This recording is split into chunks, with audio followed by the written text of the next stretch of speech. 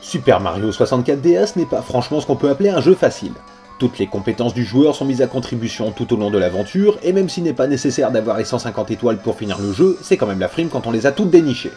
L'horloge tic-tac est un vrai calvaire pour certains joueurs, mais no stress, avec un peu de pratique, on peut s'en sortir. Il faut déjà comprendre la particularité du niveau. L'aiguille des minutes indique en quelque sorte la difficulté du niveau. Quand elle pointe sur le 12, tout sera figé. Si elle pointe sur le 6, ça sera un gros bordel et vous risquez d'en baver. Alors un bon moyen de se faciliter la vie, c'est d'entrer dans le niveau quand l'aiguille des minutes pointe entre le 12 et le 3. Pour cette étoile, vous l'aurez compris, c'est Luigi qui s'y colle. Comme il possède une bonne faculté de saut, ça ne devrait pas poser trop de problèmes. Dans ce niveau, il n'y a que très peu d'ennemis, mais la difficulté vient du nombre important de passages délicats, et donc de la maîtrise des sauts.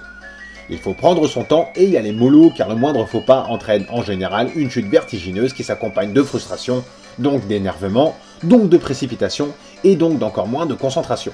Le tout est de savoir comment placer la caméra. Même si le jeu fait très bien le boulot, parfois un petit ajustement est nécessaire, notamment avant un salto arrière. Une fois que vous êtes arrivé à cet endroit, c'est presque terminé. Il faut juste sauter par-dessus ce gros bloc pour atterrir à proximité d'un cube rouge gardé par un Goomba. Comme vous le savez, quand Luigi touche une fleur, il devient invisible. Il passe aussi à travers les grilles et c'est cette capacité que nous allons exploiter pour cette étoile. Sur votre chemin, vous avez déjà croisé la fameuse étoile. Elle est ici, dans la cage. Et le cube rouge est vraiment juste au-dessus. Le plan de l'écran tactile vous aidera à mieux vous repérer. L'astuce consiste à prendre la fleur rouge tout en fonçant vers le mur en direction du gros 12 pour tomber à travers la grille. Avec un peu de chance, vous tomberez pile sur l'étoile. Si vous échouez et que ça commence à vous gonfler, laissez tomber le jeu pendant un petit quart d'heure. Ça ne sert à rien de forcer inutilement. Le plus simple est de sauter pour attraper la fleur en vol et de garder le bouton de saut appuyé pour faire flotter Luigi.